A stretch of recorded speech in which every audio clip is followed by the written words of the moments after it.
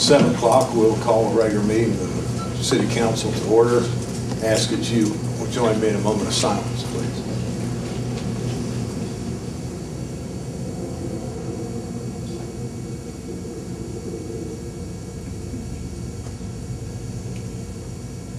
Thank you. We'll respect the flag. I pledge allegiance to the flag of the United States of America and to the republic for which it stands, one nation under God, indivisible, with liberty and justice for all.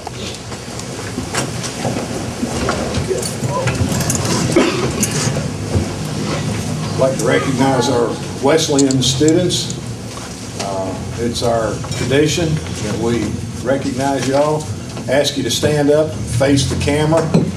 Tell us your name, your major, and where you're from, please. I guess I'll go first. My name is Ryan Lopez, marketing major with a communications minor, and I'm from Charlestown, West Virginia. My name is Amy Gregory. I'm an econ and criminal justice student, and I'm from Braxton County, West Virginia. My name is Chris Skinner. I'm an exercise science major from Buckhannon. My name is Angela Pittenger. I'm a political science and accounting major, and I'm from Charlestown, West Virginia. I'm Robert Brosh. I'm a political science major, and I'm from Charlestown too. Thank you. You're welcome here. Glad to see you. We have, you can turn in your packet 2 or 3 pages here, just past the photograph, I believe. Not one more, not one more. You have a copy of the letter, and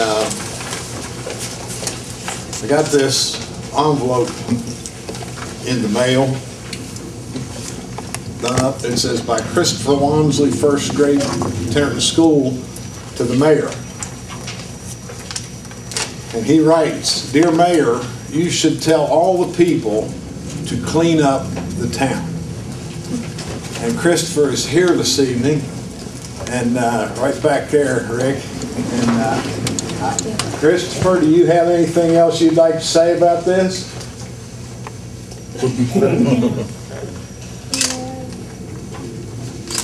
I think it's, what impressed me was that we try to keep our place looking good, but we have a 1st grade boy who lives out of town, and he sees the clutter and the need for us to clean up our town and clean up our community. And I wanted to recognize Christopher. Christopher, I really appreciate this. Came back there and told you this. I'm very proud of you and all the kids in your class and all the kids your age. I got a grandson just about your size, and we should pay attention to this. We should pay attention when these young people speak to us.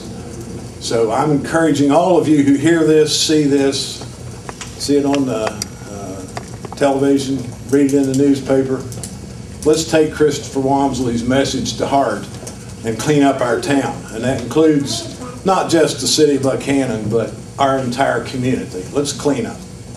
Christopher, again, thank you very much.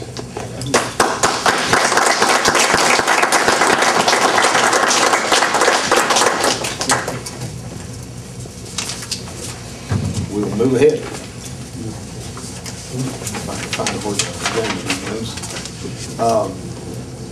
Country Roads Transit.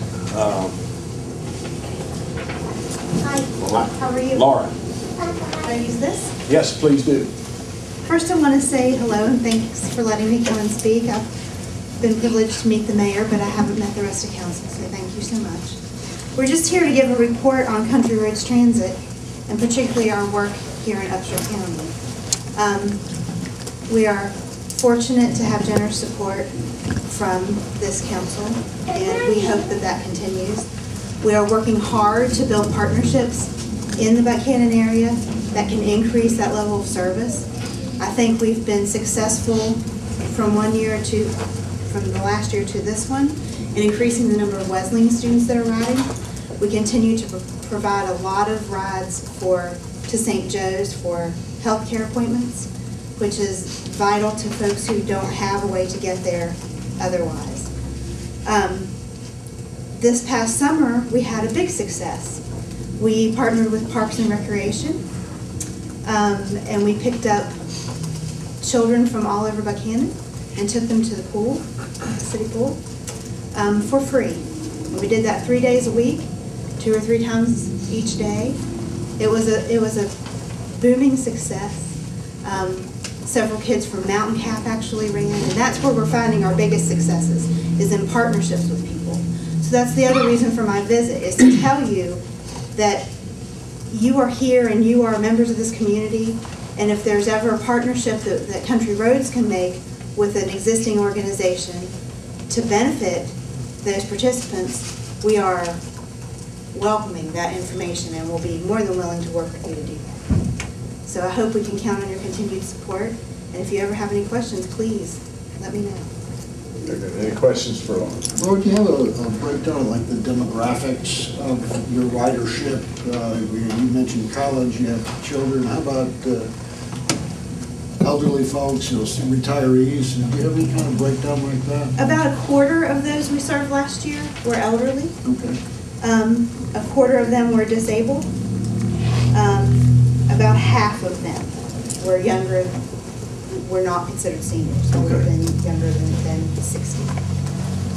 And that's great, because that's a difficult message for us to get out. Less so here, as a matter of fact. In Upshur County, we're not the senior center, of course. You have a wonderful operating senior center here. It's harder in Randolph County, where we were thought of as strictly senior transportation. And here, that's an easier message, because we are completely separate from them. Anyone else? I have a question. For the individual that's getting a ride, do you actually go to their homes and pick them up? Yes, we do. Here in Upshur County, we have only what's called demand response. So they give us a call. It's a toll-free number. They give us a call, and we will pick them up at the desired time, take them to their destination, and return them. Yes, sir. What if somebody wants to go like from Buckhannon to Elkins or from Elkins to Buckhannon? You know, right now we don't have that in place, and that is one of our goals for this upcoming year, is to institute some kind of shuttle service. It's hard to concentrate that demand so that we have everyone who wants to go to Elkins or to Buckhannon from Elkins going at the same time. So it becomes hard cost-wise to get them here and there in a cost-effective way. Maybe you could isolate one day a week to do something like that. Right, that's our plan, is to try to do that this year. Thank you. Thanks. Anybody else? Laura, thank you. Thanks for having me. Next on the agenda, Paul Mackey had asked to appear and talk about a tree removal on Thurman Avenue. Just behind your agenda, you have a photo of the Mackey house, and you see to the left of his house, the green lines represent a 15-foot alley, and back behind you see this tree, and where that little green squiggly is the base of the tree, and it's in the alley. We've had a number of complaints from Paul over the years, and we've been over there and picked up limbs and removed leaves and stuff like that. And we do have on our, Jerry Arnold, if he was here, would tell you it's on his plan to remove that tree. I think that's what Paul wants.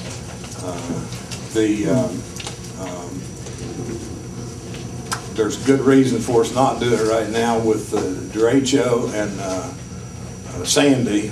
We have an abundance of brush and tree limbs and tree trunks, and we don't have any place to store it. We have a burn facility down below Warehouser there along the Buckhannon River, and we're burning just about every day, but our storage facility is full, and we have some additional storage out in Mud Lick behind the city garage, and it's full, so we need to burn down a little bit.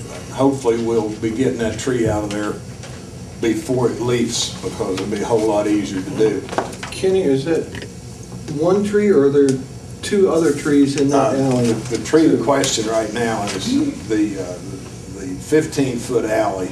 There's only one tree there. Is that at the entrance to the alley? Or is it? That's... Because this map I've got shows there are like two trees in the alleyway.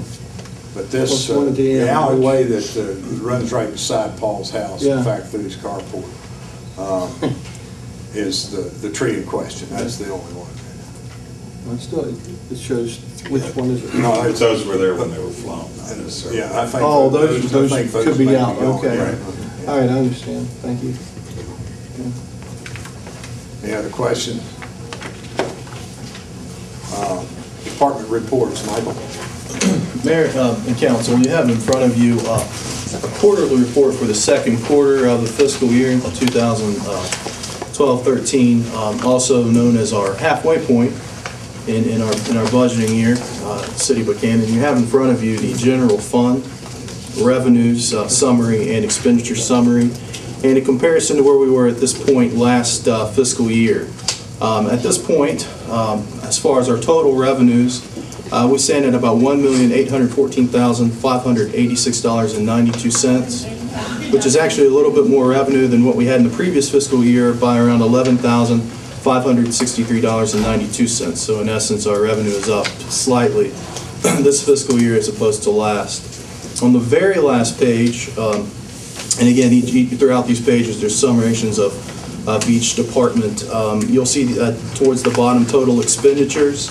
Total expenditures so far at the halfway point of this fiscal year are $1,676,108.45, which is actually, expenditures are down from the previous fiscal year by around $94,969.18. Overall, this year's revenues versus expenditures, we are still ahead in our revenues over expenditures by $138,478.47. So things are really looking good for the City of Buckhannon's general fund, knock on wood, at the halfway point of the fiscal year.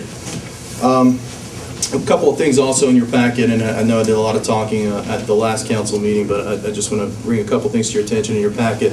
After your financial report for this quarter, you'll notice there's an evaluation page.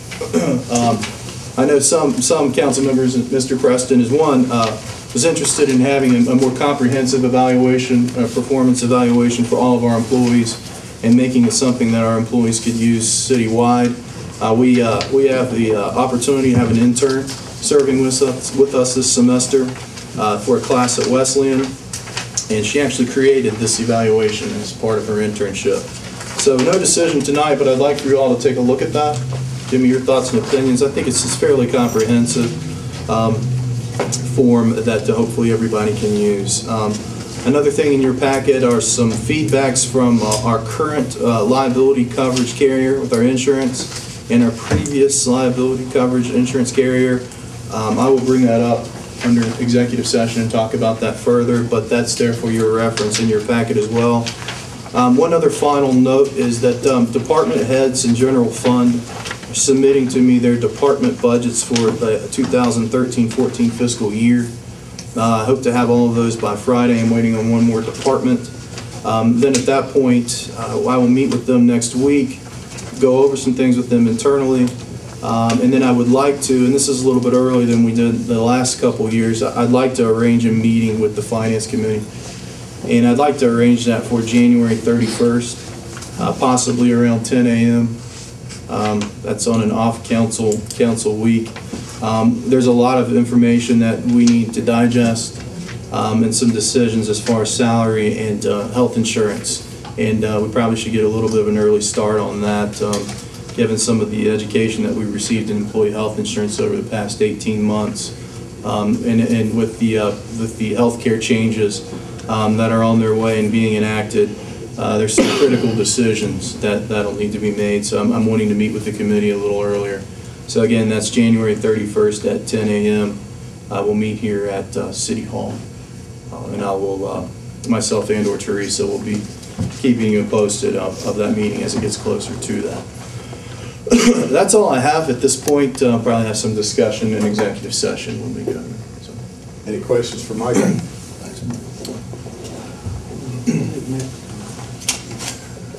Matt Gregory, the agenda says you're the fire chief. Do you have a report? Well, I guess I could make one up. I was wondering if I should show up in the fire department. I just have a couple quick announcements. The police department is currently working on its year-end report at the close of 2012, and we anticipate having that ready for presentation at the next time I come to council meeting next month. So that's a work in progress. With the new semester, would like to announce the addition of some new Westman students with the police department doing volunteering and internships. As you know, we've been actively involved with the service scholars at Westman. I've been involved in this program for about a year and a half now. Last fall we had 2 service scholars, and we were able to keep one on board. She's Caitlin Brown is staying throughout the remainder of the year and doesn't have plans on going anywhere. And she's been a wonderful addition to the police department. In fact, she's helping us with our year-end report. The other young lady that was with us last fall had to leave. She transferred institutions, and she was working exclusively on a history project that the police department has been eyeing for a number of years. And she was able to go through old records and put about 50 years of a rough draft of a history together. So she did a wonderful job. I hated to see her go, but those things happen. I understand that. In continuing this partnership with the community outreach, we were able to pick up another student in the young lady's absence, and Andrew Van Camp is the service scholar that will be with us at least this semester, and he's picking up where the young lady left off last fall with the history project. So we anticipate more good work there. 2 other students will be doing their internships in partnership with the Criminal Justice Department, with the Police Department this spring. Randy Billups and Sharon O'Hearn will be interning with the Police Department. They began their internships this week, and we've started acclimating them to a lot of our procedures and a lot of our activities, and look forward to being part of their education throughout the rest of this spring semester. And that's all I have tonight, unless there are questions. Questions for Matt? Thank you, Matt. This is not Sam Ludlow. This is Tim Rock. He's not the city engineer, but he's next in line. So. Well, Sam got an emergency call. He's actually out of the country. Should be back next week. So we had our regular monthly meeting of the sanitary department, and some of the highlights. We are still protesting our NPDES permit. The hearing is scheduled for March 14th in Charleston.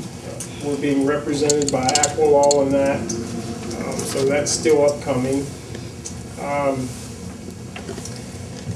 We are accepting bids from engineering firms, which closes tomorrow. The deadline for the applications to look at the possibilities of extending sewers out the Weston Road, out past Rennie's and out in that area. So that's coming up. Our collection system activity that we've been doing, the Mark Avenue project, we haven't done any more on that. We're kind of waiting for the weather to change. We don't really want to open the road up and the weather get bad, and we're kind of stuck there. But we've had other activities. We've finished the line extension out of Brushy Fork for the Wayside Baptist Church and a couple, 3 houses there. We recently completed that project except for cleanup, and we'll wait for better weather. And we had a pretty good problem, a major problem down on Spring Street with the sewer down there, and we have completed the repair on that line, and they're in the process of repairing the street. We are having a little bit of issue getting concrete because they closed the Buckhannon batch plant in the winter now. So if you need concrete, you have to go to Elkins, and to get small loads, that's very expensive. So we're working on options for that. Other than that, we've hired a couple new employees. They're working out very well, and that's going great. Other than that, we just had some routine discussion about books and things with the grant. Everything seems to be moving along fine. That's all I have. Questions for Tim? Tim, thank you very much. Yep. Tom or Kelly, water plant distribution.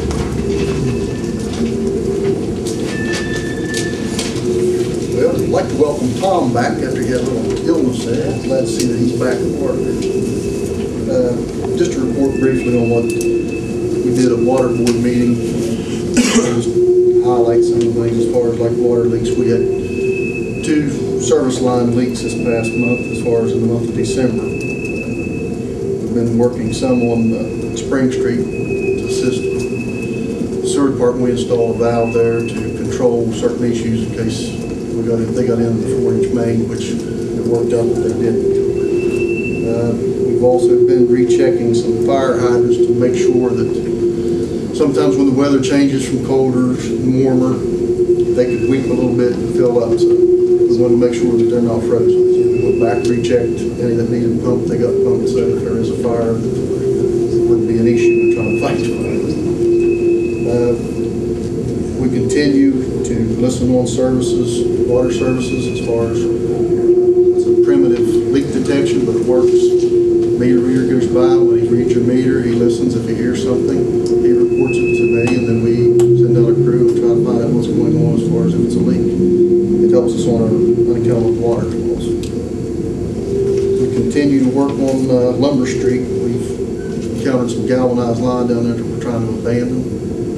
Any of it that we can get rid of, it's welcome. We've had some potential, or had some leaks down there that's caused us some issues. It's some 200 or 300 foot of line that will be abandoned within the next week or so. Continue to change 2-inch commercial meters. We're trying to get ahead of schedule whenever we start the armory line. That's not something that we have to fall back on. We usually do that in the summer, but if we can look ahead and do it now, then that prevents us from having to have people drop off to do that. We developed a new sign-up form as far as for new water services. And what we needed it for is for backflows, to catch people that are going to have businesses where we can do a survey. And if they need a backflow, then we can make the recommendation, and the health department mandates that we do the surveys, and also require whatever we feel is a hazard to have backflow and have it tested annually. I'd like to report our customer service man that we hired approximately 6 months ago. He is off probation now.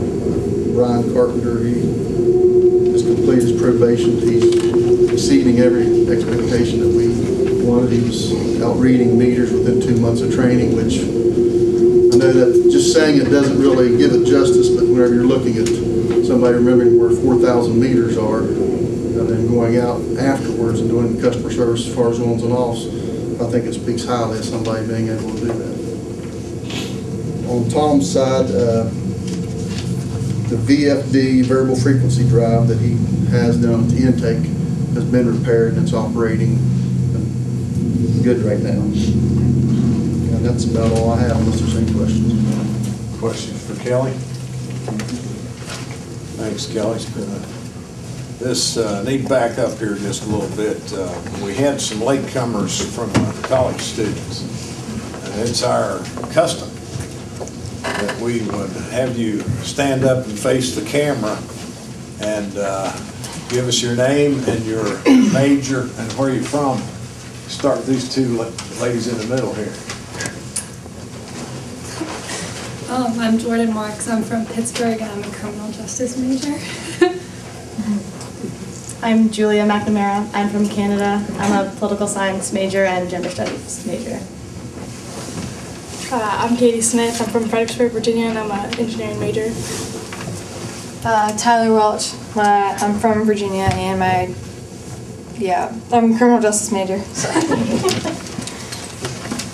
And of our sign-in list, Robert Thompson has asked to speak. Robert? Yes, sir. Thank you, guys. First of all, I'd like to say thank you for the opportunity to speak again. First of all, I'd like to say to the young man that was here earlier about cleaning up the town, I agree 100%. And that reminded me of a conversation I had with my pharmacist about a week ago. And that pharmacist told me that it's kind of ridiculous when the people are just lining up here handing over money to come buy Sudafed, and when they get turned down, they just turn around and give the money right back to somebody else. And that person goes ahead and makes the purchase. And I quote my pharmacist when I asked her this question. I said, "Ma'am, why don't you do something about it? Why don't you call the police?" Her quote was, "They will not come and do nothing." So I would like to maybe have a little bit more of that addressed in the future to help maybe stop that activity. Maybe some patrols in Walmart parking lot or something when they call or tell you that somebody's here messing with Sudafed. Take it a little bit more seriously. Get over there and get these people. Now, what I talked about last week was synthetic cannabis that we have here in the community. Some people call it potpourri, some people call it incense. I said, you know, these materials are beneficial to human beings, and I wanted to present you with some information that I found from some students at Salem International University. They could not make it tonight because they have the flu. First article is a relatively old article. It's from the Family Council on Drug Awareness. The article is named Responsible Decisions Based on Accurate Information. Cannabinoids. Cannabinoids are what are basically in the synthetic marijuana that we have here. Cannabinoids are also found in every single one of you guys. Right now, every one of you guys have cannabinoids in your body. When a mother nurses her baby, she passes the cannabinoids along to her baby to encourage that baby to eat more, to get the munchies. Cannabinoids do not kill brain cells. They help repair brain cells. The brain cells they kill are cancerous brain cells. Cannabinoids protect the heart against arrhythmia. Cannabinoids protect, because of the cannabinoid receptors in our body and in our skins, they also help protect us from sunburns. And I'm just briefly going over some of the parts of the information that I left with these guys up here. Cannabinoids also prevent certain types of cancer, brain cancer, breast cancer, leukemia. Cannabinoids may prevent and cure cancer. Cannabinoids have a way of killing bad cells and protecting the good ones. Cannabinoids also relief to liver disease, and uncontrollable itching, lack of sleep, and depression. The cannabinoids, you know, are found naturally in a lot of different plants. Even the plant echinacea that is sold for, you know, cold and flu as a home remedy contains over 25 different types of cannabinoids. So it's not just found in marijuana. Marijuana does have the primary active ingredient called tetrahydrocannabinol, which is THC. With the synthetics, what they have done is they have taken the THC out of that and just went with the synthetic. The cannabis plant itself contains over 60 different type of properties that are beneficial. THC is the one that is nationally recognized as the bad substance in marijuana. But the other substances that are in there do bring human relief, and they are cannabinoids. And I think this article here, written by this doctor from the University of Colorado, he's the chairman of the biology department of the University of Colorado, and his information here showing that this has a lot of beneficial things. And he closes, you know, that we need to find a balance and work with people's health, that we can be responsible and have it in our systems, and therefore we should have it readily available and make it widely available to use. That's just one article there. The second one that I had prepared is called Cannabinoid Itself, and that information came from Wikipedia. And the reason I chose Wikipedia and they chose Wikipedia is because that was the one area that we could find the most information and give us the most information that was allowed. And it goes into a lot of different parts of the cannabinoids. There are many different types. The THC is considered your photocannabinoid, which is your natural part of the plant. Pharmacies and pharmaceutical companies have, and technology has now come to the point where we have, and our technology and man has created synthetics. Some of these are available by prescription throughout the world and in the United States. Marinol is one of them that I mentioned last time. Sativex is a brand available in Canada. But the main thing I'd like to point out was on page number 12. Same time the law enforcement and our Justice Department tells us that we should not have cannabinoids.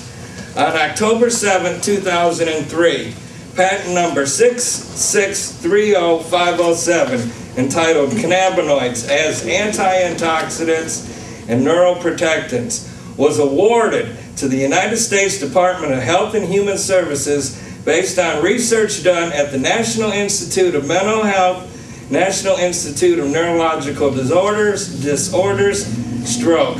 This patent claims that cannabinoids are useful in the treatment of a wide variety of oxidation-associated diseases, age-related anti-inflammatory and autoimmune diseases, and has plenty of others: Parkinson's disease, epilepsy, strokes. Then, on November 17th of 2011, the National Institutes of Health and Department of Health and Human Services published in the Federal Register, it is contempting an exclusive patent license to practice the invention embodied 6630507, entitled Cannabinoids as Anti-Antioxidants and Neuroprotectants. On June 12th, 2012, Canada Life Science signed an exclusive license agreement with the National Health Institute Office and Technology for the commercialization of this patent. Cannabinoids as antioxidants, neuroprotectants. The 507 patent includes many other claims among treatments of diseases administered by therapeutic effective using non-psychoactive compounds. After that, it goes into the list of the synthetic and patented cannabinoids. Robert? Yes. Normally when we don't, somebody signs in here, we limit them to 5 minutes. Okay, You're well past your 5 minutes. Would you? Very good. Would you finish Would I up? sum it up? Yeah, I would. I think basically, based on the information that you have here in front of you, that gives a lot of good scientific information pointing towards, you know, kind of just leaving this alone. And if the federal government did have the patent awarded for it in 2003, how did it end up on the streets here in West Virginia? That's all I have to say. And I ask that. Okay, thank you. Thank you. We'll move along. Dave? Thank you, Mayor. A couple of things from the West Virginia Public Service Commission. Actually, one thing that we got, one thing that we didn't get that I was looking for. Day before yesterday, I received a general order from the Public Service Commission, and I figured it was in connection with our still pending water tariff, but it wasn't. It was actually pertinent to a series of our sister cities that had commenced an action, actually the first two cities to begin this process back in early 2012 were Hurricane and Moundsville.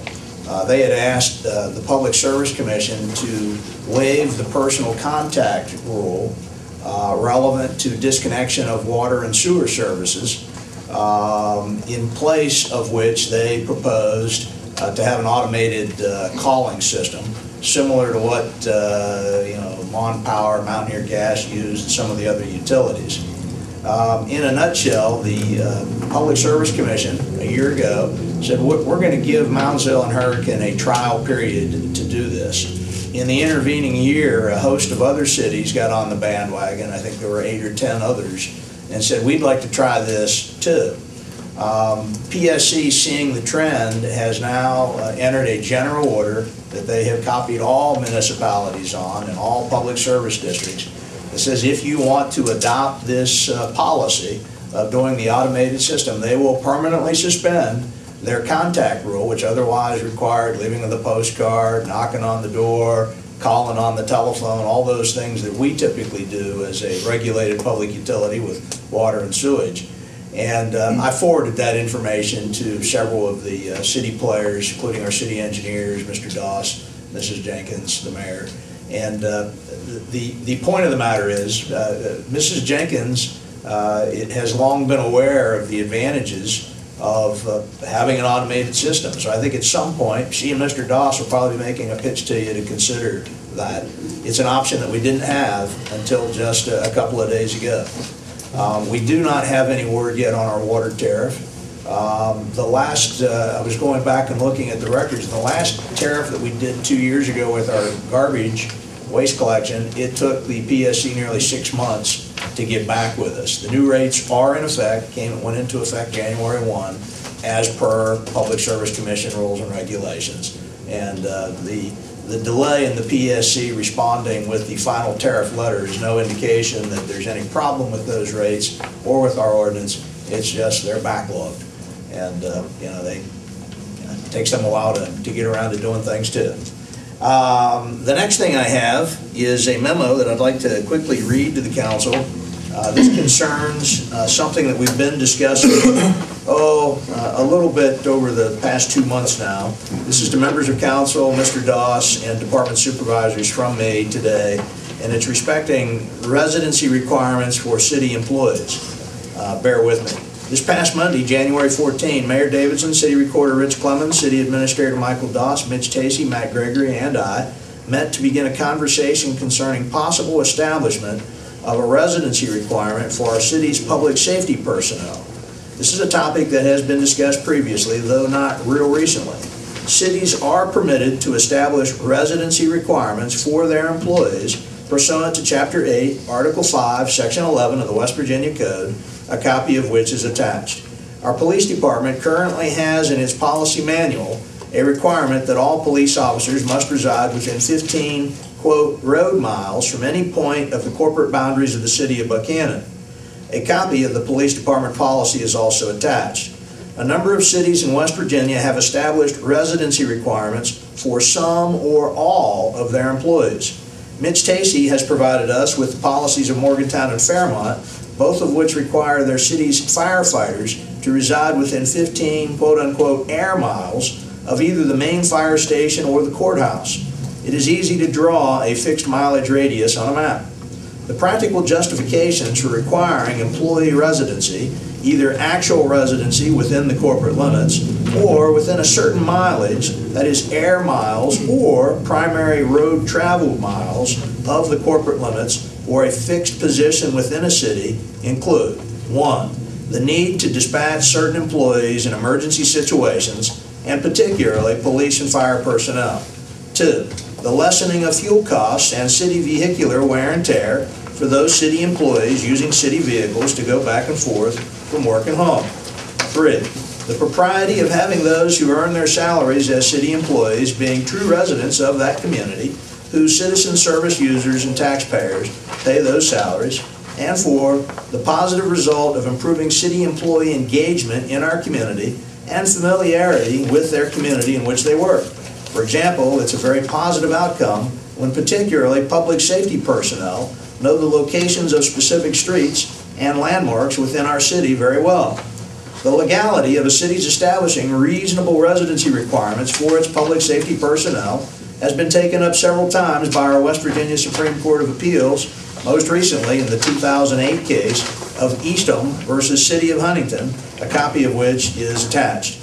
Our High Court has concluded that 8511 of the Code trumps anything construed to the contrary in the Civil Service Code provisions pertaining to residency.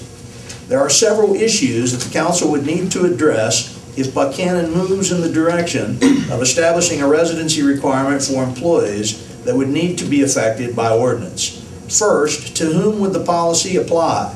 That is, public safety only, public safety and other essential/emergency personnel, such as water, sewer, street employees, or all city employees. Second, would there be a permanent grandfather provision, that is, all current employees could be exempted forever with only new hires affected by the policy?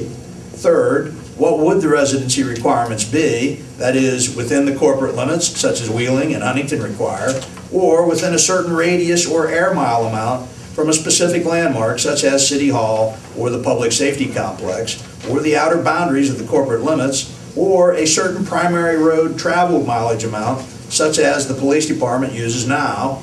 Fourth, how long would new employees have to relocate to be in compliance with whatever residency requirement is established, for example, 6 months or a year? Fifth, would there be hardship exceptions or extensions? Sixth, if a current employee living outside the residency zone moves within the zone, would they thereafter be prohibited from moving again outside of that zone?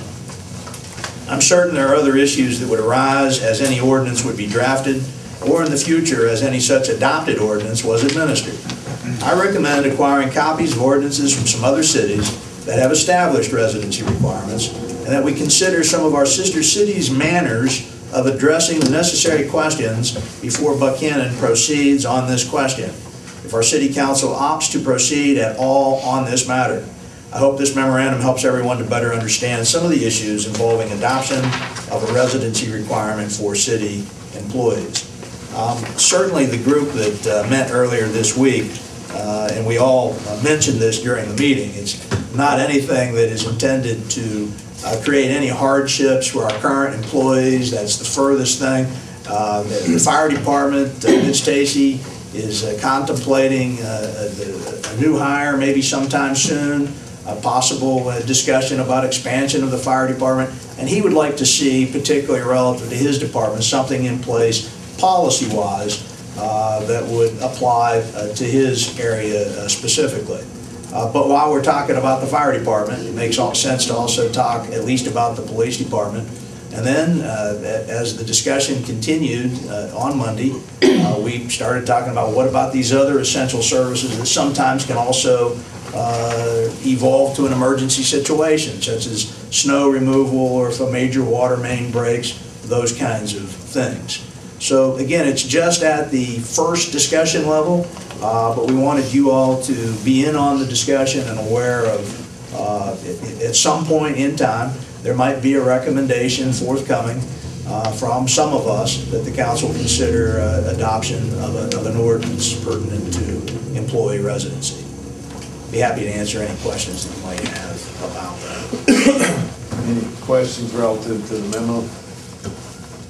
The last thing that I have is I have provided in your, actually not your packet, I gave it to you after I got here, the Harrison County drug folks, in conjunction with the Upshur County FRN, in conjunction with you here, have forwarded to me, just again a couple of days ago, the model ordinance which heightens the regulation of bath salts and potpourri and other substances. You have that in your packet. I know that Joyce Harris Thacker and others from Harrison County have requested to be on the agenda for the first meeting in February. With all due respect to Mr. Thompson's earlier comments, the U.S. Surgeon General is scheduled later this month to appear before the Congress and has made it clear that one of the things that Congress needs to further beef up relative to its controlled substance list are those matters, those things described as bath salts. The West Virginia Department of Health will be lobbying the legislature. Go to the internet and see this for yourself like I did earlier today. They are also looking for increased regulation of this industry. So this is not a forum, as I see it, our city council meetings are not a forum about the medicinal use of marijuana. That's not what this is about. These bath salts, these synthetic drugs that are described in those 11 articles that I provided last time, that's what the issue is. That's what Congress is looking at. That's what our state legislature is looking at. The city of Clarksburg, just the week of Christmas, passed an ordinance which bans the sale of bath salts in Clarksburg. Yesterday, the city of Shinston passed an ordinance on its final reading, modeled after the Clarksburg ordinance, and Bridgeport is now considering that ordinance too. We're not ahead of the curve as we have these discussions. Our sister cities are taking these matters very seriously, and I would encourage our city council and city officials to continue to look at this matter very seriously. That's all I have this evening, unless you all have questions for me. I'm helping Mr. Doss continue to facilitate the Armory project. More to follow from Michael later on that.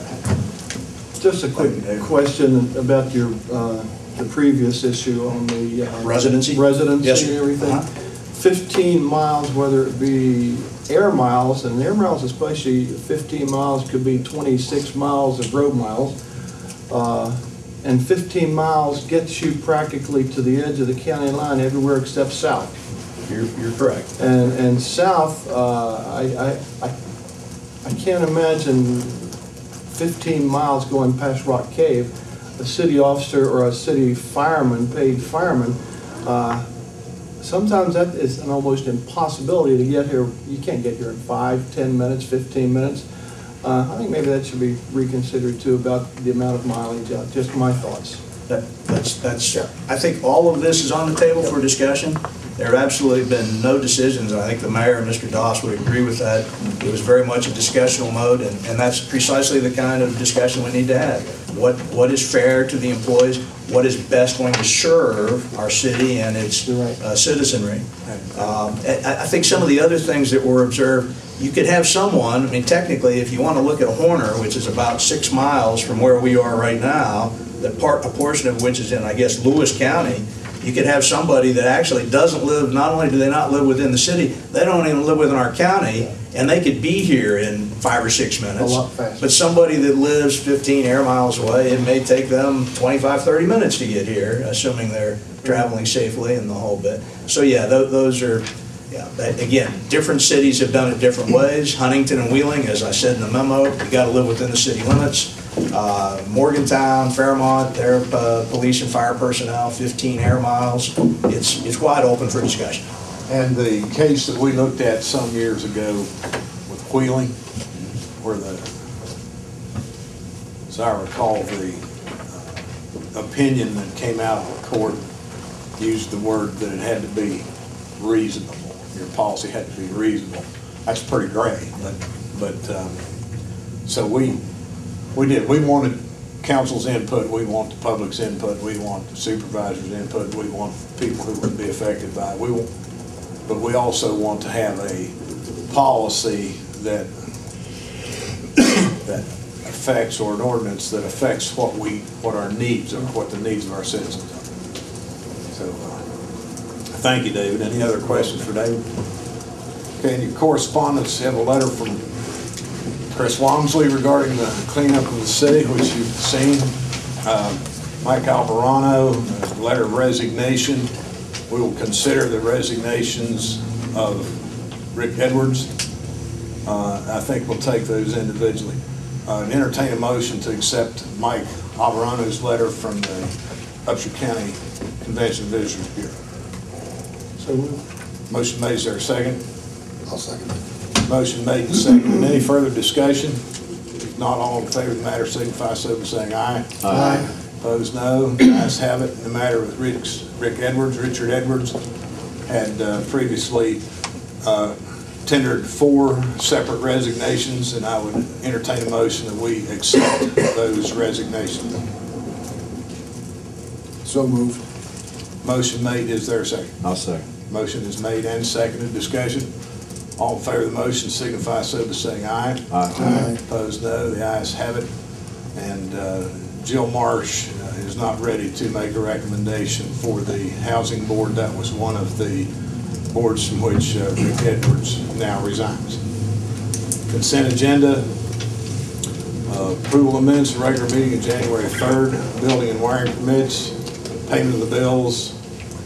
And a comprehensive plan study agreement. We met with the folks from WVU about helping us out with the 3 remaining factors or sections of our comprehensive plan, and we're just approving the official document. So I'd entertain a motion to approve the consent agenda. So moved. Motion made, is there a second? I'll second that as well. Motion made and seconded. Any further discussion or question? If not, all in favor of the motion signify so by saying aye. Aye. Ayes have it. Brings us to comments and announcements. Scott, you start. I don't think I have any comments tonight. All right. I figure I get respect. Ron, I'll just second what Scott said. Okay. Rich? That sounded like a trend. John? Nothing to say. Got it going. Pam? Dave Thomas. I'll have to say something. Some of the news out today was about the individuals that were held hostage in Algeria in regard to a natural gas facility and so forth. I just think all of us as citizens of this country, residents of the country, we ought to encourage our Congress and President to really come up with a national energy policy. You know, we need to do that. We haven't done it. It's really it's unfortunate. And we also use 40% of our corn crop for fueling our cars, and we just need to start thinking more common sense in this country. So I would encourage people, whether they agree with that or not, they get involved in the process, and we need something with our national energy policy. Plus, West Virginia is blessed with rich natural resources. That's all I have to say. And I appreciate Mike and Rick serving on the committees that they served on. Thank you. Okay. We're going to go into an executive session. We have some litigation to discuss. Is there anyone here who has anything else they want to say? I would like to say something.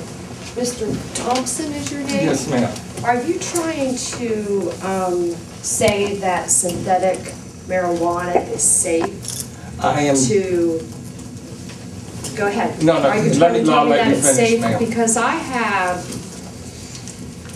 this right here is nothing but people who have passed away from it. There's a 13-year-old boy in Pittsburgh who had a double lung transplant from smoking legal marijuana. This is just in 10 minutes of being on the internet researching synthetic marijuana. Yeah, that is. We don't want it in our town. Okay. It is not safe. It is killing kids. It's proof right here. Okay, I understand. The only question I had is, the federal government is the one that has the patents. How does it end up on the streets? If we secure our patents in our country like our government's supposed to do, how do patents like JWH-18 end up on the streets? Where do the patent leaks come from? I'm not in here to get into Either am I. with you. I'm just here to let you know that I am standing on behalf of a lot of parents in this town. I understand. After the last meeting, and you're lucky they're not all here. We chose to have 2 of us come down here. We don't want it in our town. Okay, I understand. Thank you. Thank you. I appreciate your opinion. And I would also like to add that I beg the council to not be behind our sister cities anymore. We have pulled our children out of the river. We have pulled our children out of crashed vehicles. There is DHHR money that is not being able to be earmarked for education because Our percentage of juveniles on probation in this town is mind-numbing. There are juveniles being taken out of the custody of their appropriate parents who are doing nothing wrong because of synthetic marijuana and bath salts.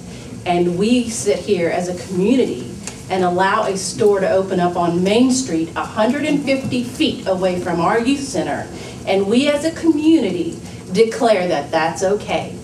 Now, I'm not here to debate any issue, and I'm not here to say that an adult can't do whatever they want with a legal substance. But I am here to say that my children and this community's children are worth me not pushing this under the rug anymore. It is not acceptable to pull our children out of the river. They are failing school, they are skipping school, they are stealing from Walmart, and this is not okay anymore. We will not be silent anymore. It is not okay for a store to come in and make $1 and let this community say that it's okay that over 50% of our juveniles are on probation. If any one of you would stand down there on juvenile probation day and watch those children funnel off the buses and go in and sign in with Serena, you would not believe how many children, and we're keeping it a secret. We're all keeping the secret under the rug. We are saying, oh, let's not turn the children in, let's not give them a record, let's put them on this trial probation period and we'll get them fixed. And we just keep the cycle because we allow these stores to open. Buckhannon was the center of the largest bath salt raid in the nation. Not what Buckhannon has ever seen in its history. In the entire United States, 50 states, Buckhannon was a bath salt. We made national news. And all of our cities around us are seeing it and waking up, and they're saying we're not going to take it anymore. And I beg the council to do the same thing, And to stand up. And we're in the process. We're in the process. And I thank you so much for coming. Entertain a motion that we enter into executive session. So moved. West Virginia Code 698-4 for discussion of litigation. Is there a second? Motion made and second. All in favor, signify so by saying aye. Aye. Opposed, no. The ayes have it. That means y'all are free to leave.